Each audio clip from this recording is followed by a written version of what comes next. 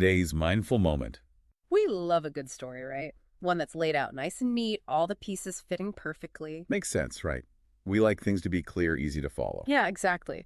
But what if I told you that sometimes the most interesting stuff, The real juicy bits. yeah, are actually hidden in those messy, complicated stories?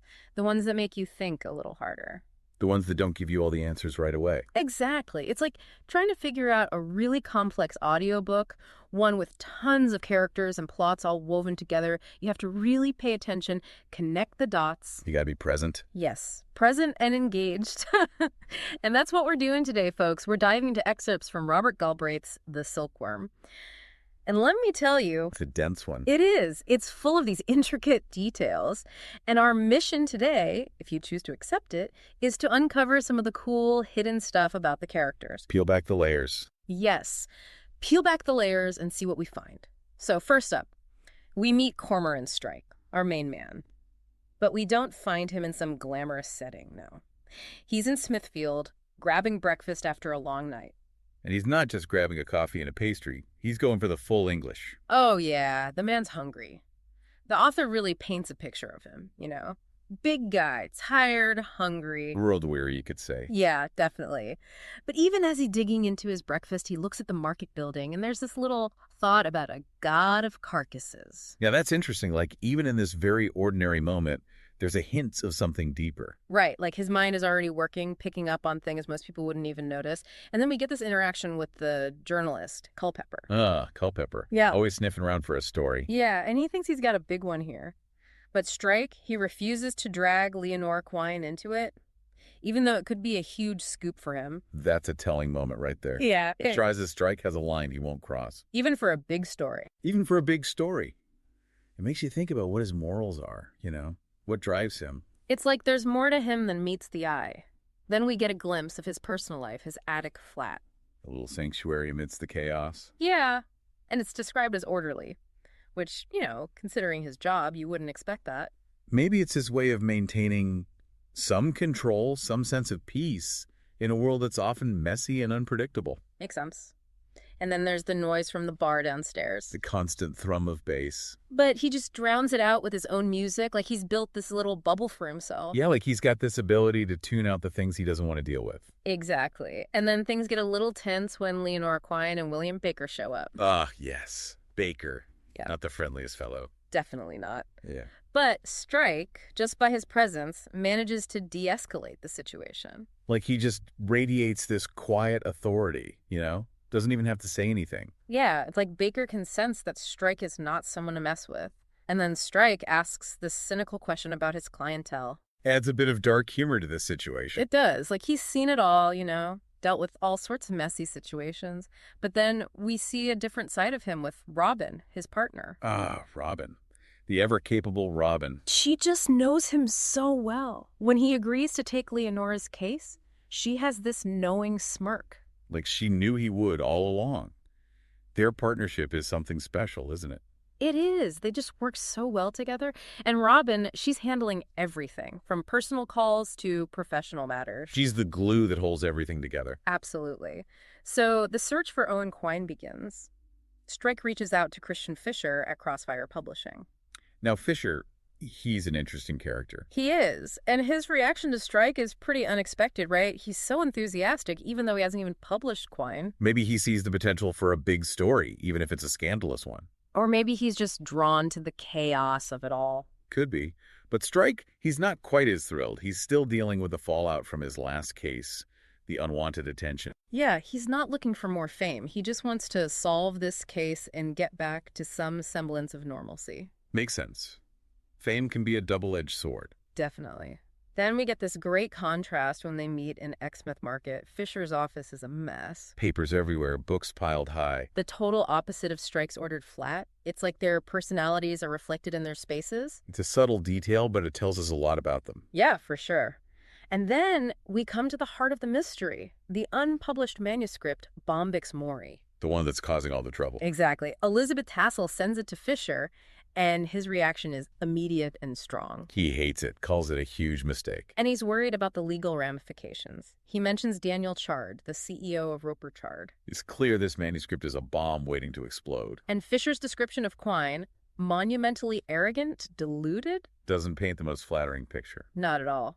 Then, right in the middle of all this, Leonora Quine calls Strike frantic. She's worried sick about Owen. Yeah, and she mentions a couple of hotels, the Kensington and the Danubius Hilton, as possible places he might be. Those become crucial leads for Strike and Robin. They do.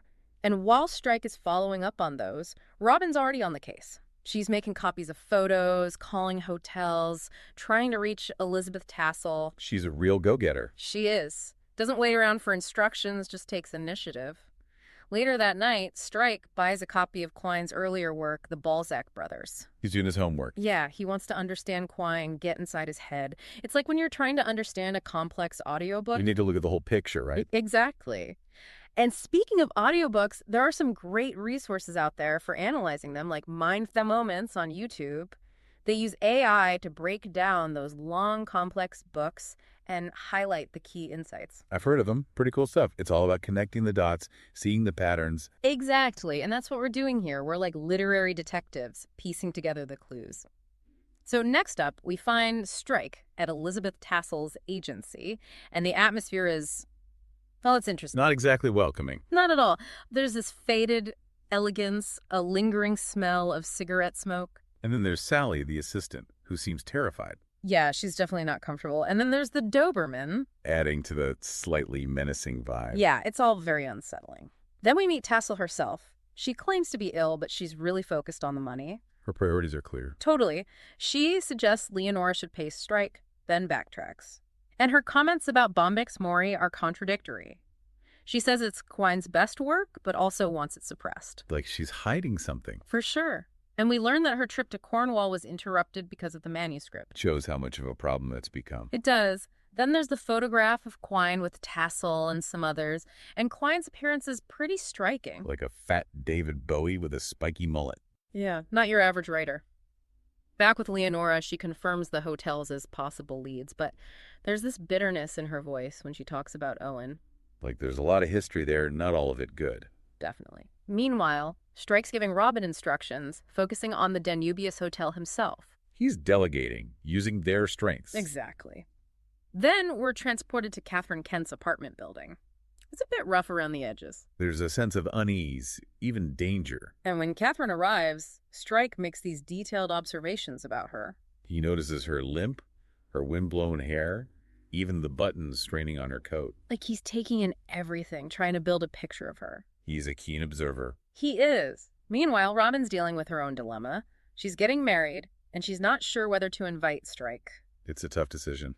Shows how important he is to her. Yeah, their relationship is definitely complex. Then we learn about Catherine's blog. Her posts are cryptic, but they hint at some serious problems in her life. Her writing, her job, her sister's death. Yeah, it's all very heavy. Back with Robin, she's trying to navigate the tension between Matthew, her fiancé, and Strike. Matthew's not exactly Strike's biggest fan. Nope. And Strike, he's getting impatient with Matthew's dismissive attitude. He's protective of Robin. For sure. Then we get a brief introduction to Nina Lascelles, another piece of the puzzle. Another character with her own secrets. Absolutely. At Roper Chard, Daniel Chard is furious about the manuscript. He's yelling at Jerry Waldegrave, and Nina overhears. She's in the right place in the right time, or maybe the wrong place. Maybe, but she's definitely got some insider information now. And then she admits to having read parts of Bombyx Mori herself. She's curious, maybe a little reckless. Maybe, but it also makes her potentially valuable to Strike. And then we learn that Chard is making everyone at Roper Chard sign emails about the manuscript. Damage control. Yeah, he's trying to protect himself. And Nina finds it strange that Quine would attack Waldegrave in the book, considering their good working relationship. There's definitely more to that story. Definitely. At the Roper Chard party, Strike continues to observe. He sees Chard's anger, even notices his eczema. Picking up on those subtle clues. Yeah, he doesn't miss a thing. And the reactions to Bombyx Mori at the party are all over the place. Some think it's unpublishable, others are worried about Quine. And Waldegrave, he gets drunk and expresses concern for Quine's safety. Maybe a guilty conscience. Possibly. Then Chard gives this big speech proclaiming his support for Quine. Talk about putting on a show. Yeah, it's all very calculated. And then Nina, she flirts with Strike, and he ends up inviting her to his sister's birthday dinner. An unexpected turn of events. It is. But maybe she'll be a useful ally. And finally, Strike leaves the party with the copied manuscript. He's got his hands on the key evidence. He does. It's like he's finally starting to unravel the mystery. So what have we learned from all this? Well, for one thing, paying attention to detail is crucial. Absolutely. Those little things, the fleeting thoughts, the reactions, the descriptions, they all add up to something bigger. They help us understand the characters, their motivations, the whole picture. And it makes you think about how often we miss those details in our own lives, We right? get so caught up in the big picture, we forget to look closely. Exactly. So if you enjoyed this deep dive into the Silkworm, make sure you subscribe for more, tell your friends, share the love, and if you want to read the whole book yourself, make sure to subscribe to the deep dive. Remember, folks, the most interesting stories are often the ones that make us think a little harder. Thanks for listening.